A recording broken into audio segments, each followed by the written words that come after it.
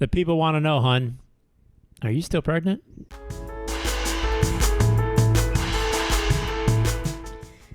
Even more pregnant than I was the last time we talked. Oh, well, that's something. How far from the due date? I am not including today, 5 days away, I guess. Okay. And what's going on in your head? I mean, what's been happening? So some things that have been happening like physically, not in my head. I'll start with physical things. My baby's dropping, not like out, but going down south, coming in to dock. Okay. Ready to hit the port.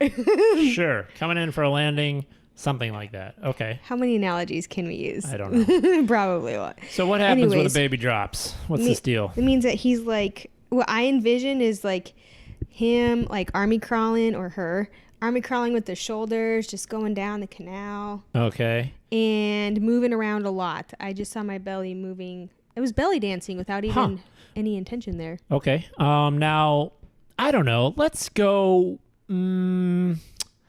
What are people's reactions when you're like, hey, I'm 39 weeks pregnant? I mean, what have you been getting from others? So a lot of people are shocked. One lady the other day at work was like, I saw you a few weeks ago and I wondered if you were pregnant. And then I talked to you and I saw that you're pregnant. And now you're telling me that you're due next week. He's like, oh my gosh, you are so tiny. Like, how are you even? I didn't even notice you were pregnant the other day. And I was like, I'm wondering if you need to get your cataracts checked. No offense. She's a very sweet old lady. But so people are pretty surprised that I'm like this far along. Another lady at the post office, she was hilarious. The postmaster, she was like, congratulations, here are your stamps, blah, blah, blah. And I was like, thanks, I have 1 week to go. And she was like, 1 week? I look like a house when I was at that far along. And so people are pretty shocked that I'm 39 weeks. I mean, I guess I look tiny. I don't look tiny to myself, but to other people, I guess I do. Yeah, I mean, you're kind of a small person in general, but yeah, I mean, you're definitely bigger than your normal, I guess. I mean, I don't feel like I don't look pregnant, so I don't know how there could be. Maybe just, smaller than a lot of people see. 39 weeks. So other than the belly, what are the most substantial physical changes or challenges maybe that you've endured in the last 9 months? Thankfully, it's been pretty simple, except my feet are swollen a lot, and they get sore, and they feel like they're going to explode. I feel like the Michelin Tire Man. Is that what his name is? Yeah, the white dude, all puffed up. All puffed up with like it looks like he has Band-Aids around each joint, and it's just like cutting off circulation. Sure. That's how my feet feel. And so it's kind of hard to like, I want to be off my feet because they're sore, but the rest of my body wants to move and ride the bike and walk and do all these other things and lift weights. And it's just like this battle. Yeah. Now, I haven't been around a lot of pregnant women. I mean, all my friends have had babies and stuff. But anyways, you've been very active in your pregnancy, I would say. And I don't know. It depends on the personality and the character, right? Some people are going to just be more active anyways. But our neighbor's pregnant. Actually, we believe she's at the hospital right now. Yeah, hopefully everything's going well. Yeah, I think they left like yesterday, it seemed like. But anyways, yeah. She commented on, like, because you were running the other day. Now, folks, just so you know, it's like short spurts. She's not going for like a 10-mile jog. But, just the idea of a pregnant woman running through the neighborhood, right? Like this pregnant. And she's like, yeah, I thought that baby was just going to pop right out, So, yeah, very active you've been. Now, will this help the delivery go smoother? I mean, they say more movement, right? Yeah. It seems like it would be the case. Everything I've read and things that people have said on their blogs and all that stuff, like, yeah, you want to keep active, you want to keep healthy. It makes the labor smoother. It keeps you from gaining too much weight. Obviously, you need to gain a healthy amount of weight, but if you gain too much, that can make labor harder. So, it's supposed to be really good stuff. Plus, for me, like I'm a tight person anyways. My hips already as an athlete have limited range of motion and are very tight. So I think like me moving around is helping to keep everything as loose as possible. Right. Which is good. Even if you weren't pregnant, you would need to move because that's just who you are. Yeah. But yeah, I guess I think of it, again, I don't know anything about this stuff, but what you tell me and what we research, but I would almost like you know, let's say you used to play soccer and you hadn't played in like 12 years, but you just go out there, you still have the skill set, right? And you might have a good 30 minutes or even hour, but the next like week you can barely walk because you haven't done this in 12 years. But I just think like, yeah, you're going to be more in game shape.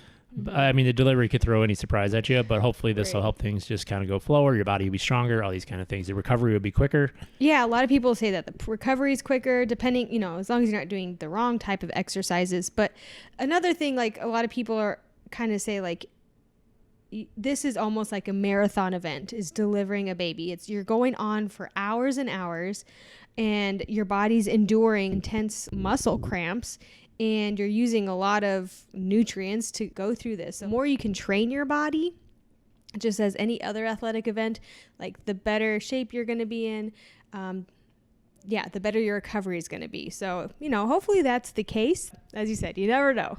Yeah, you definitely have been quite blessed to keep moving. We were on a hike last night, actually. We went on, I mean, it's like we're talking 2 miles. Did one, you know, we went away last weekend. We went for a couple hikes, went swimming. We went on a bike ride Michigan. The other day, yeah. Before the hike. So very active. Now, you know, thanks be to God that we, you know, this has worked out this way for you, especially because you like to move. We don't know what the future might bring, but can you imagine a pregnancy for you? And a lot of people face literally doctor's orders like in bed, right? Because you have some complications or where the situation is. How would your mental game be in a situation like that? I would probably...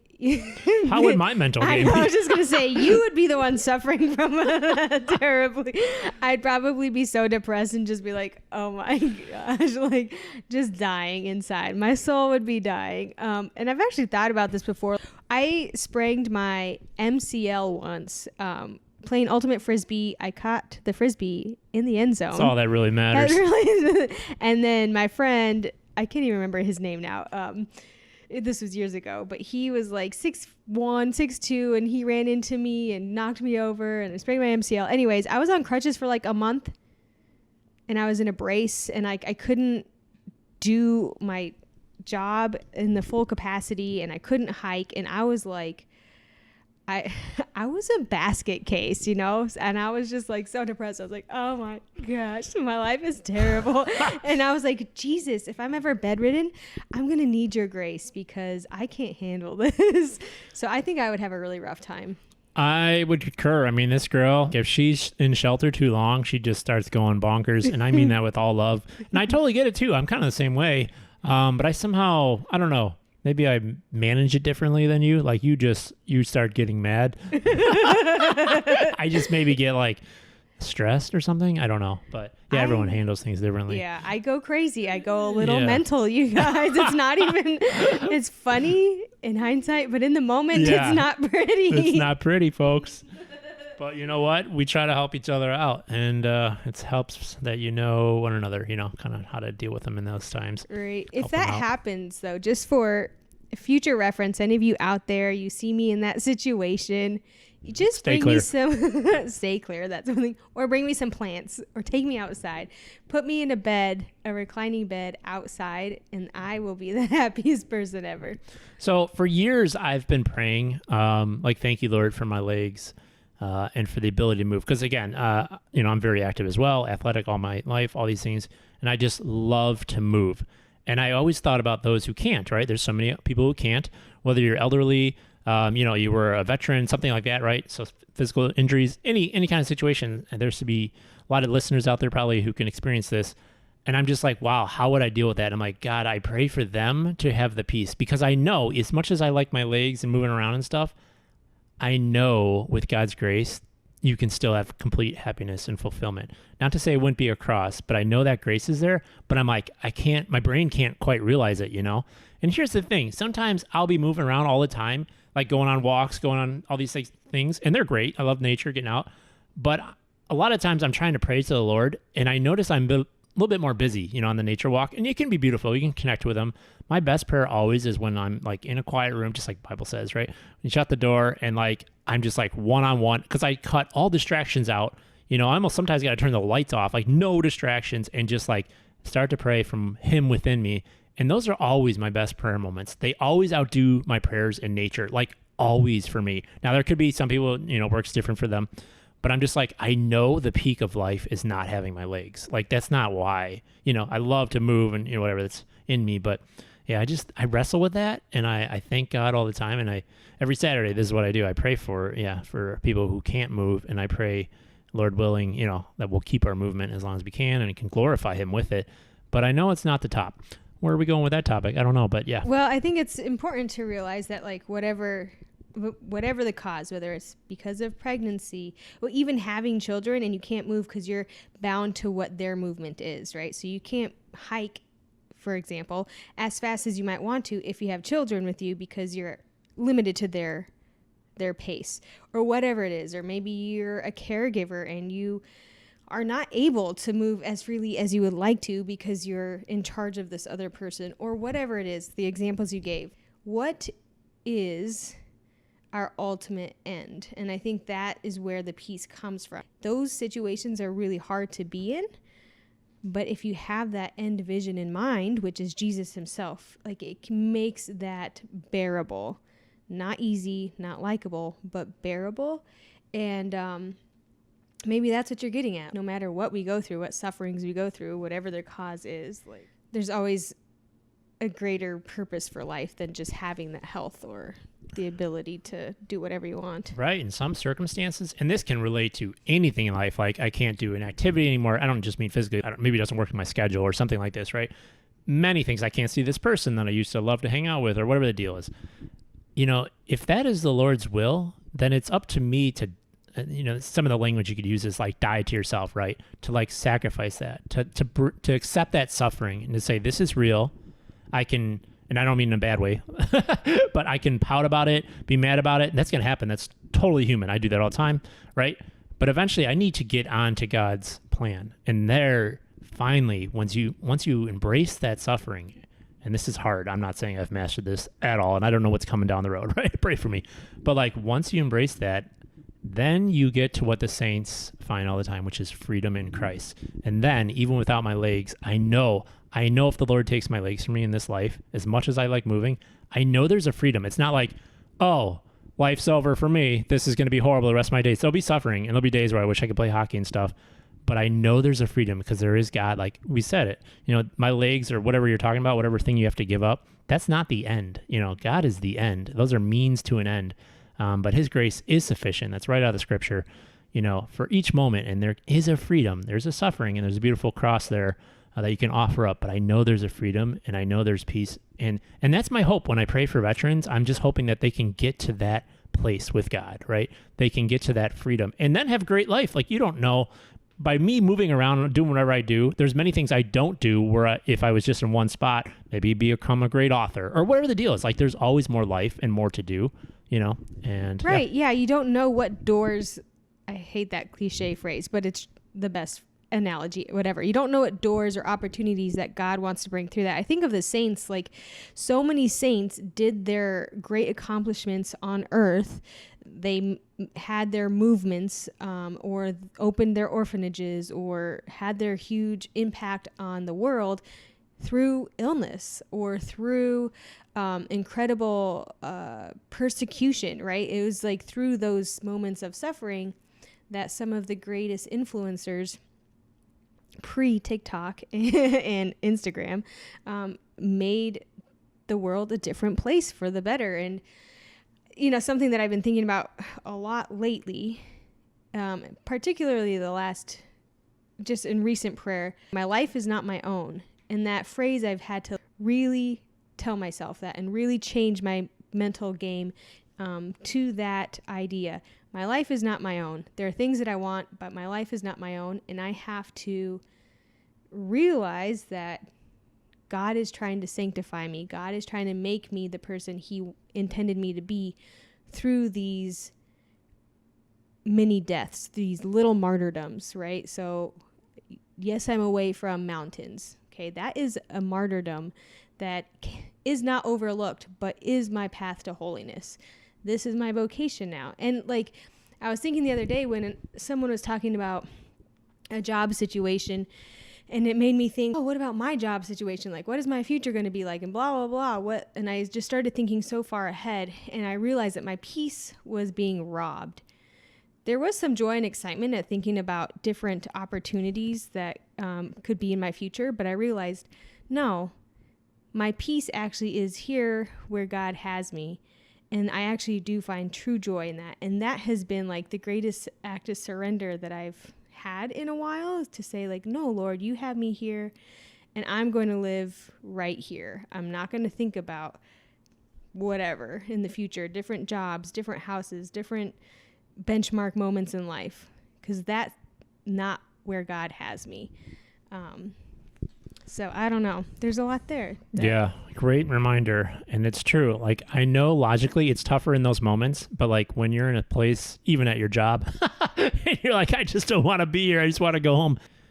You could just ditch work, but now you're not doing your duty, right? Now you're not where the Lord has called you, and you're actually not going to attain the greatest happiness. It's like any kind of sin, right? You can go ahead and try and do that, but you're not actually where you need to be, and it's not possible. The universe isn't spun that way. You're not actually going to find happiness. It's like if you're single and you try to jump in a relationship before it's meant to be, the time is right and it's the right person. You can't reach those heights. You can't skip time in what the Lord needs to do. Like, you can't skip, you have to go the hard way.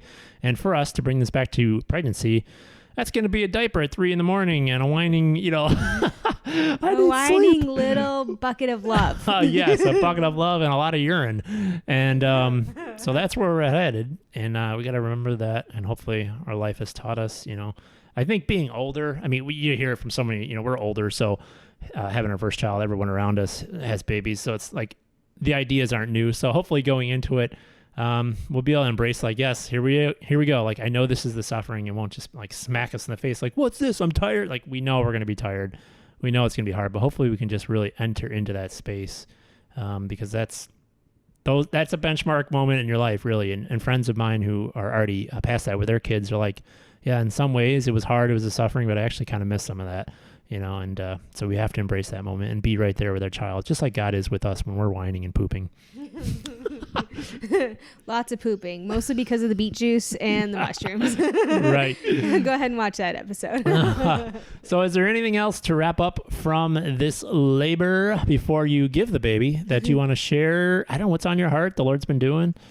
I'm just so excited. I never was the type of girl that like grew up dreaming of my wedding and having kids and being a mom. Not that I thought those things were bad, but those just were not things that were on my mind. And now that God has brought me to that place, like, I just feel so blessed and excited, and I already just feel like I love this child so much, and I can't wait to journey in faith and in joy with this child and be able to share like the beauty of life with this child. And I guess I'm not worried, like, at this point, I'm not worried about the crying and the pooping, and I'm going to have to come back to this episode and listen to myself say this, right? But right. You'll have to remind me. But I just feel a lot of joy and excitement, and I'm already feeling like some more intense contractions, not like super intense, but just more so than like the ones I've had up to this point. So we're just any day now. It's just gonna come. That's true. She was just making pizza dough, and she's got pizza dough on her belly, guys. It's the flour. It's the flour. I look like an Italian, a true Italian. Yeah, Italian mom.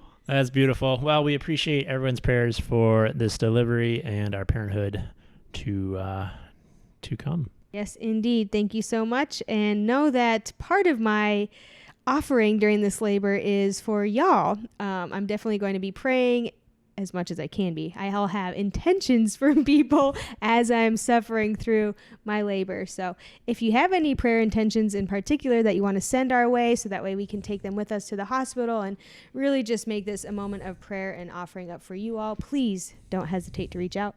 We'd love to pray for you that way. Sounds good. Please share the show, like, subscribe. We're praying for you. Ciao, ciao.